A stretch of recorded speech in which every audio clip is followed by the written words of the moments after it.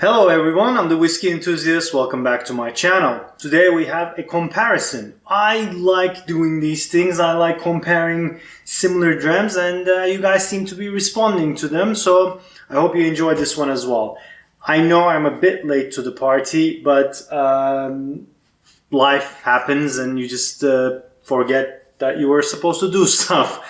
But you know, better late than never. That's kind of a good policy. So we're going to compare the Glenlivet Illicit still and the licensed dram.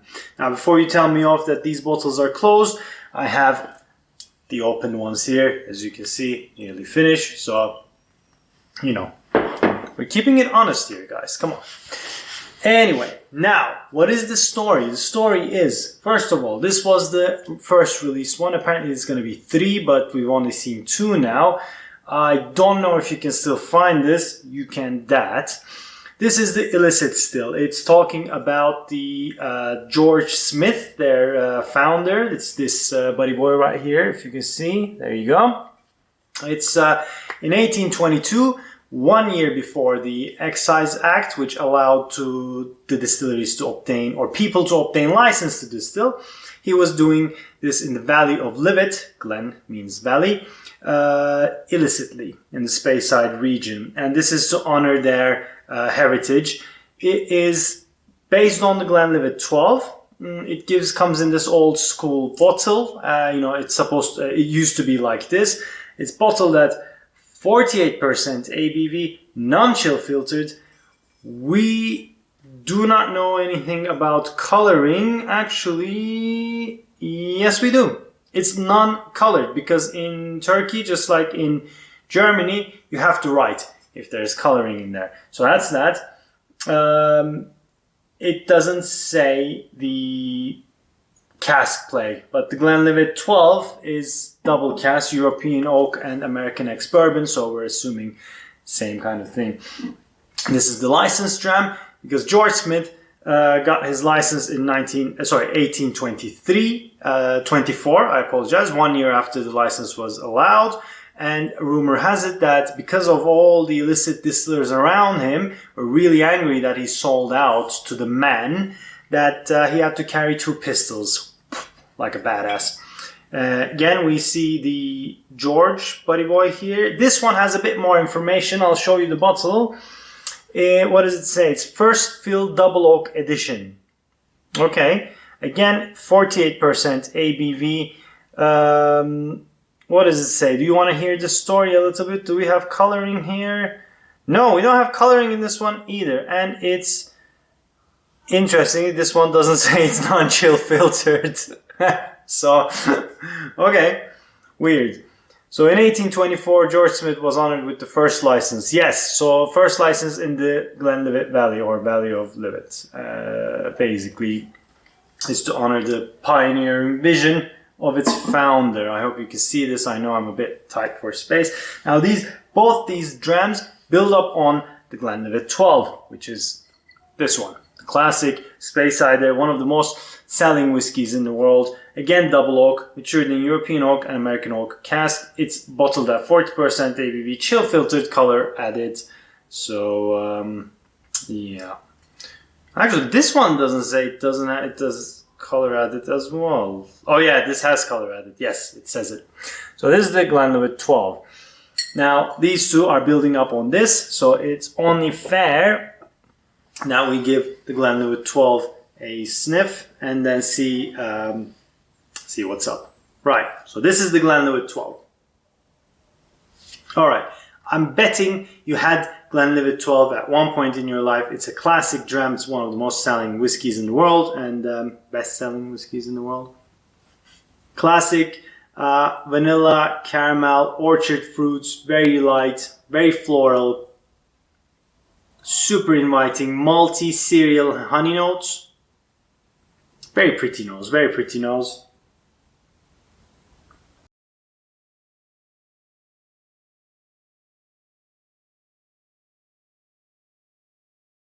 More malty, more honey nut Cheerios on the palate.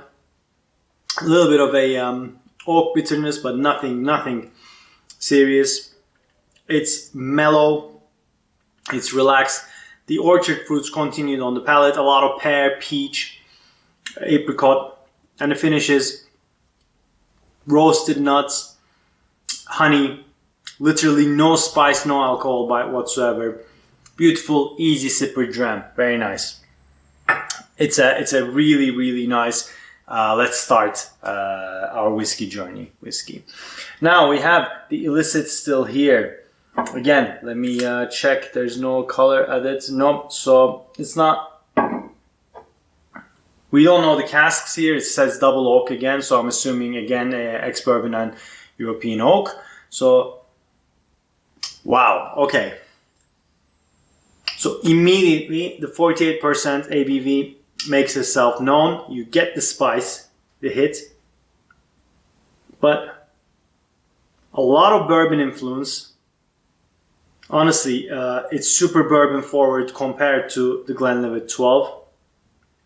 You got your oak bitterness even more. Of course, guys, higher ABV means higher flavors. So more the alcohol increases, more the ABV increases, the more flavors you would get because of the esters and the oils, the fatty acids the alcohol carries. And these are both non-chill filtered, which also adds to the mouthfeel, maybe not to the smell. Right, so pears, maltiness, a little bit of a copper note there. Honey, cereal, a bit metallic, but not like grain spirit metallic, literally just metallic. And I swear I smell smoke. Very, very, a hint of, but distinctly. Minerally, earthy. Bit bitey though. It feels younger than 12. Let's go on to the palate. Actually, shall we do the licensed dram nosing first? Right. This is also. These are first fill double oak. So that one we don't know. We don't know the first fill, second fill, whatever, or the original. So let's see this one. Also 48% ABV, 12 years of age, unchill filtered. You can see, if you can see the color difference, this is first fill. You can tell. Even it's a little bit, yeah. Wow, okay. That metallic note is gone. Replaced by chocolate, roasted nuts, sweet covered, honey covered roasted nuts, roasted walnuts, a lot of caramel, a lot of vanilla, even more malty, more cereal notes. The floral notes are more apparent in here, that on the original Glenlivet 12, than in here. In the floral notes here get a bit disappeared. Yeah, a lot of vanilla, caramel, peachy. Alright, you know what? On the nose, this feels like a direct descendant of the 12. It feels like it's just higher ABV, whereas this feels a bit different. It feels a bit more muddled. It feels it's like a blended malt, something a bit more touched in this rather than just Glenlivet 12. Let's dive into the... Yeah, I mean, this feels younger and more sprightly. Sprightly? Yeah. Vibrant. Let's... much more minerally than that one. Let's dive onto the palate. Oh, wow. Okay. Massive difference. Wow. Yes. The alcohol is there, guys. Honestly. Oh. Very bitter. So, on the palate, the mineraliness continues with earthy flavors, much more spice. You get a bit more bitterness. Oak bitterness is there. The finish is spicy, white pepper, chocolate covered roasted nuts, but bitter chocolate. There's a distinct bitterness in this way. Interesting, I get a little bit of a waxiness, not obviously as much as a Kleinelish or Craigellachie or Mortlach or whatever else you can think of, but there's a hint of that. It's dry and it's bitter on the finish.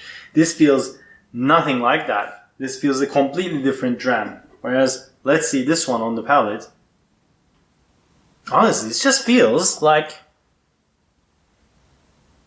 the same Dram, but more bourbon, a little bit more sherry influence, dialed up to 48% ABV.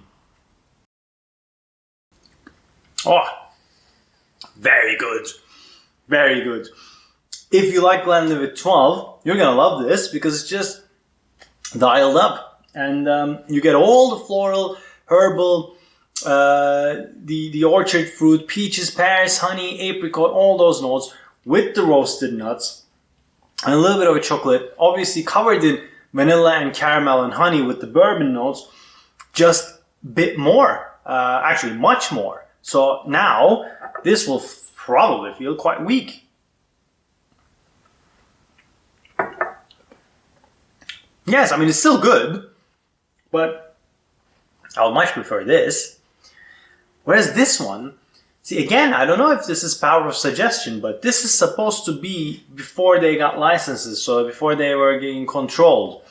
So, you know, free reigns of the distillery, of the coppers. So this feels wild, it feels untamed, it feels, it doesn't feel engineered, it feels just all over the place, but not in a bad way. It's just a bit more attacking your senses on the nose, on the palate.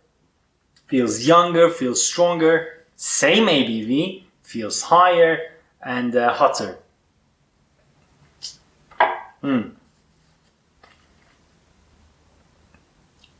Wow, and on the palate, much more citric and zesty than the creamy and honey and sweet profiles of the licensed Dram, which, if you think about it, would make sense because in 1824, when they get licensed, they probably are regulated more and they start thinking about more production towards the world, which will be a closer relation to this because, you know, this is obviously licensed.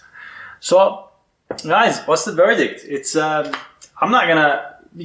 I don't think you can find this, and if you can, it's probably expensive. In my humble opinion, I would give this a pass.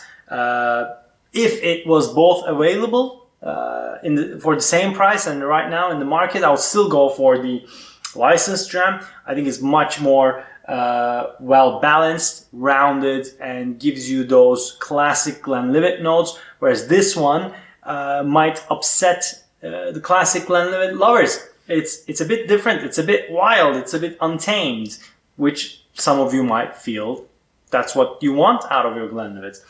But anyways, I'm not going to recommend any. Well, I'm not going to do 3 Glencairns, 2 Glencairns, but definitely this one is fantastic. The Glenlivet 12 is always a classic. If you want to start your Scotch journey, go with Glenlivet 12 or Glenfiddich 12. These are easy sippers, good starts. And then this one is actually really good. I hope Glenlivet keeps this. You know, it's nice when Glenlivet gives you something that's non-chill filtered and natural color in a good presentation. I'm loving the bottle. I'm loving the taste. I hope this one stays. I'm all right. I'm happy. Well, not happy, but I don't mind if this one went. So that's it from me, guys. I hope you liked this comparison. I know I did. This was a good one.